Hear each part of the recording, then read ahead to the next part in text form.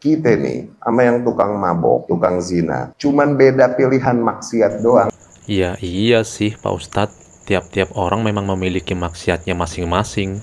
Karena sebagaimana kata Rasulullah, kullu bani Adam khata. Setiap anak keturunan Adam pasti berbuat kesalahan. Jadi kita semua memang memiliki dan melakukan maksiat yang berbeda-beda. Dia milih maksiat itu, emang lo nggak ada pilihan maksiat lain? Yakin lo nggak milih maksiat sama sekali? Udah anti maksiat total, lo yakin? Ya nggak yakin lah Pak Ustadz. Kita mah kan cuma manusia biasa yang tak lepas dari salah dan dosa. Dia milihnya zina, dia milihnya minum khamr. Lu milih yang lain, gibah. Lu milih yang lain, maling. Yakin nggak punya maksiat, yakin? Kita cuman beda pilihan maksiat, Jal. Dia milihnya khamr. Iya gak? Enggak, kan nggak kayak gitu juga Pak Ustadz. Kita semua ini memang memiliki dan berbuat maksiat, tapi masa iya kita semua ini jadi nggak ada bedanya? Masa iya orang soleh dan orang fasik jadi nggak ada bedanya karena sama-sama punya maksiat dan cuma beda pilihan maksiat doang? Masa iya kita dengan iblis juga jadi nggak ada bedanya karena cuma beda pilihan maksiat doang? Kita milih maksiat gibah dan iblis milih maksiat nggak mau sujud sama Adam gitu? Masa iya harus seperti itu cara berpikirnya Pak Ustadz? Apakah itu tidak menjadi syubhat Pak Ustadz? Teman-teman sekalian, statement bahwasanya kita cuma berbeda pilihan maksiat doang seperti itu sebelumnya telah ditanyakan kepada Ustadz Zulkarnain Sunusi dan beliau menjawab terkait dengan statement tersebut. Nah, kita simak sama-sama. Ada teman yang membaca di media sosial status seperti berikut. Ada yang menutup aurat rapat-rapat tapi pacaran. Ada yang nggak menutup aurat tapi ibadahnya selalu diutamakan. Ada yang suka zina tapi sedekahnya lancar. Ada yang sholat rajin tapi selalu gibah.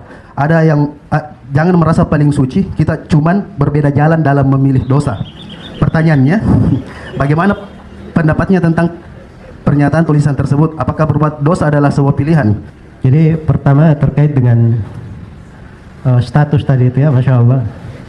Ini sekarang banyak ahli-ahli hikmah. Ya.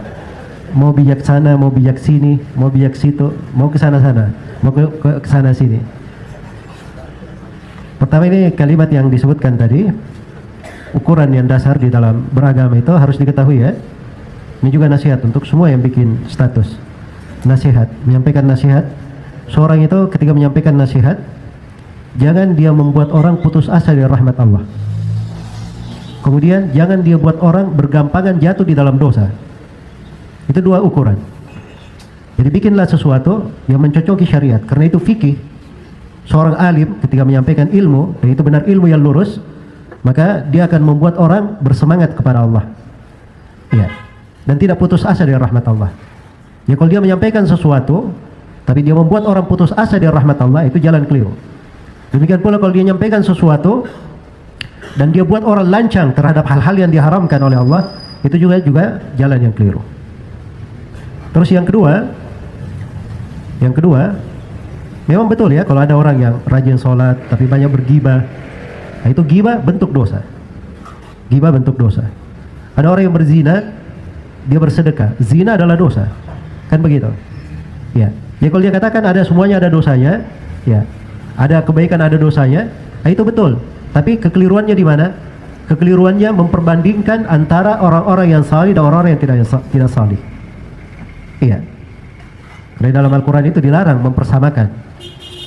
Dilarang mempersamakan. Apa naj'alul muslimina kal fujjar am naj'alul muslimina kal fujjar? Apa kami samakan kaum muslimin seperti orang-orang fajir? Iya. Seperti orang-orang fajir itu tidak disamakan di dalam Al-Quran. Maka menyamakannya itu adalah hal yang diharamkan, tidak diperbolehkan. Jangan memberi perbandingan-perbandingan yang akhirnya menyamakan antara orang yang beriman dan orang yang tidak beriman, antara orang yang salih dan orang yang fajir, antara orang yang berilmu dan orang yang jahil. Ya. Dan ini sudah keliru di dalamnya. Kalau mengatakan semua manusia mungkin jatuh dalam dosa, iya. Semua manusia jatuh dalam dosa. Terus bedanya apa? Ya. Orang yang salih kalau jatuh dalam dosa, mungkin dosa yang dia jatuh di dalamnya itu menjadi sebab dia menjadi lebih salih lagi nanti ke depannya. Setelah dia rasakan pahitnya dosa, ya, dia akhirnya betul-betul sedih dengan hal tersebut. Di masa mendatang dia tidak ulangi lagi. Karena itu dalam Al-Quran dikatakan, innal ladzina taqaw idza massahum ta'ifun minasyaitani tadhakkaru fa idza hum mubsirun. Sungguhnya orang-orang yang bertakwa itu Kalau disentuh oleh sesuatu dari gangguan syaitan, mereka segera mengingat. Ketika dia mengingat, dia lebih tajam pandangannya. Lebih tajam pandangannya. Beda dengan orang-orang fajir, orang-orang fasik. Ya, kalau dia jatuh di dalam dosa, itu semakin membuat hatinya kelam. Ya. Semakin hilang ketakwaannya kepada Allah, tidak ada rasa takutnya kepada Allah, dia gampangkan, dia remehkan dosa. Maka ini dua golongan dibedakan.